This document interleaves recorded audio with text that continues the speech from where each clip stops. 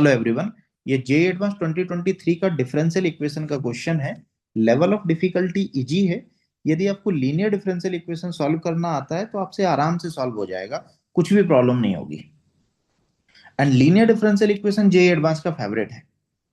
Means यदि differential equation chapter से जे advance में कोई क्वेश्चन आ रहा है तो वो more than 95% times linear differential equation type का होगा। या तो न्यूटन लेबनीज से डिफरेंशिएट करने पर लीनियर डिफरेंशियल इक्वेशन बन जाएगा, या फिर डायरेक्ट होगा। इनफैक्ट जे एडवांस 2023 में ही दो क्वेश्चन आए थे लीनियर डिफरेंशियल इक्वेशन पे।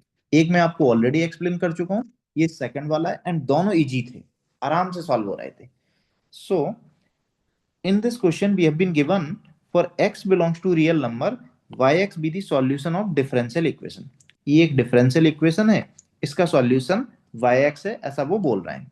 Then they are saying y of 2 7 की इक्वल है, मतलब आप x को 2 डालोगे एंड y को 7 डालोगे तो आपको c की वैल्यू मिल जाएगी। ये जो इन्फॉर्मेशन है वो c की वैल्यू फाइंड आउट करने के लिए। Then they are asking maximum value of yx। ठीक है, तो सबसे पहले तो हम लोग इसको सॉल्व करेंगे, डिफरेंशियल इक्वेशन को। तो इसको सॉल्व करने के लिए सबसे पहले मैं क्या करता हूं, ये जो एक्स स्क्वायर माइनस 5 दिख रहा है इससे मैं डिवाइड कर देता हूं।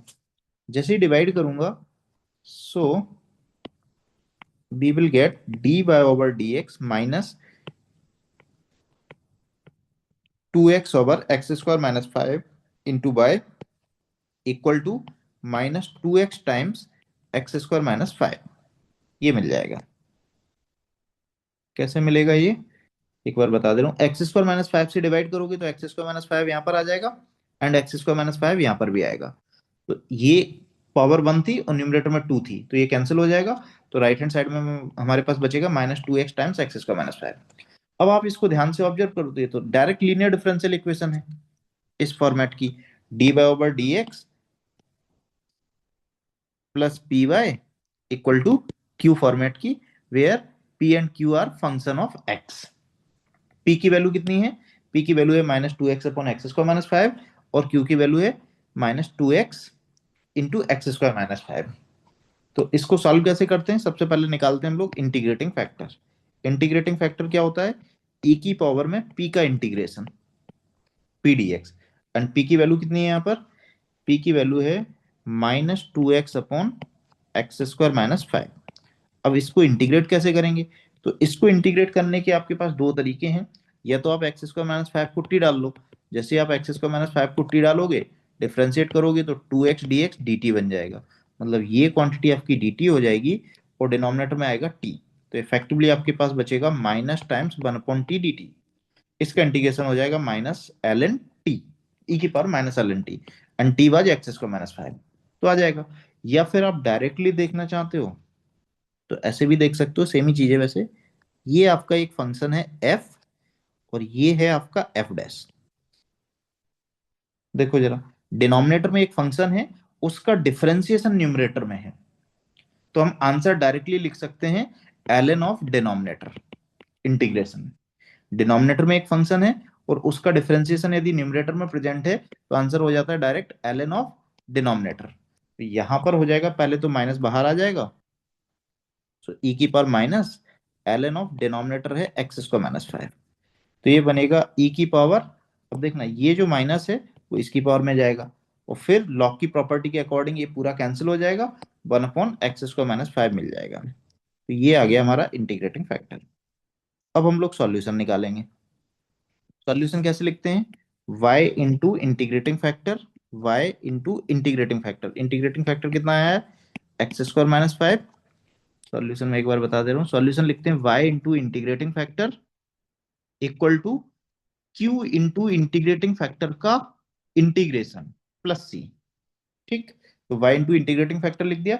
राइट हैंड साइड में लिखेंगे q की वैल्यू कितनी है, -2x times x² - 5 into integrating factor है 1/x² - 5, इसका integration plus some constant c। तो यहां से हम लोग क्लियरली ऑब्जर्व कर सकते हैं कि x² - 5 कैंसिल हो जाएगा, बचेगा -x²।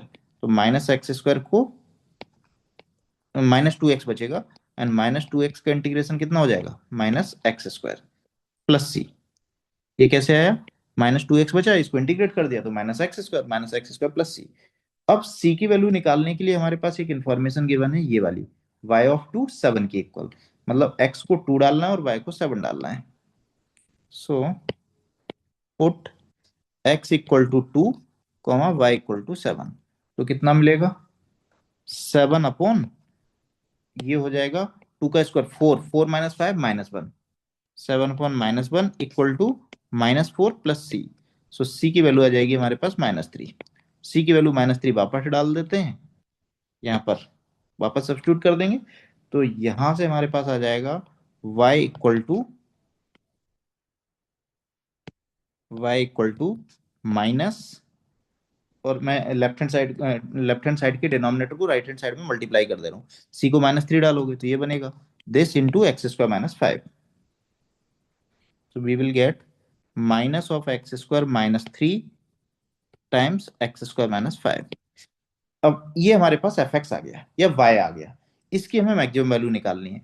तो इसकी मैक्सिमम वैल्यू निकालने के लिए आपके पास दो ऑप्शन है, या तो आप डिफरेंशिएट कर लो, या फिर आप पैराबोला बना लो, उससे भी हो जाता है, या फिर डायरेक्ट भी निकाल सकते हो। डायरेक्ट कैसे निकालोगे, पहले मैं माइनस कॉमन ले ले रहा हूँ, तो ये बन जाएगा x square plus 3 into x square -5। This we can further write minus, यदि आप मल्टीप्लाई करोगे तो एक्स स्क्वायर का whole square minus 2x square -15, ये बन जाएगा। अब मैं इसमें कंप्लीटिंग द स्क्वायर लगा रहा हूँ, तो कंप्लीटिंग द स्क्वायर कैसे लगाएंगे, y इक्वल टू माइनस, ये है a स्क्वायर और ये है -2a, और b की वैल्यू 1 है, तो 1 स्क्वायर को ऐड और सब्ट्रैक्ट कर दो, तो we can write x square -1 का होल स्क्वायर, 1 स्क्वायर को ऐड किया इफेक्टिवली, है ना, एक्स स्क्वायर -1 का होल स्क्वायर।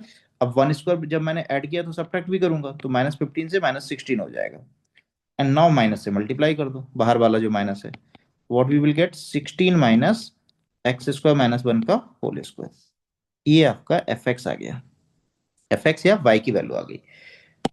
अब हमें क्लियरली दिख रहा है कि 16 में से कुछ परफेक्ट स्क्वायर सब्ट्रैक्ट हो रहा है, तो वाई की मैक्सिमम वैल्यू कितनी हो जाएगी, जब वो परफेक्ट स्क्वायर सब्ट्रैक्ट हो रहा है उसकी मिनिमम वैल्यू आए, so Y max will B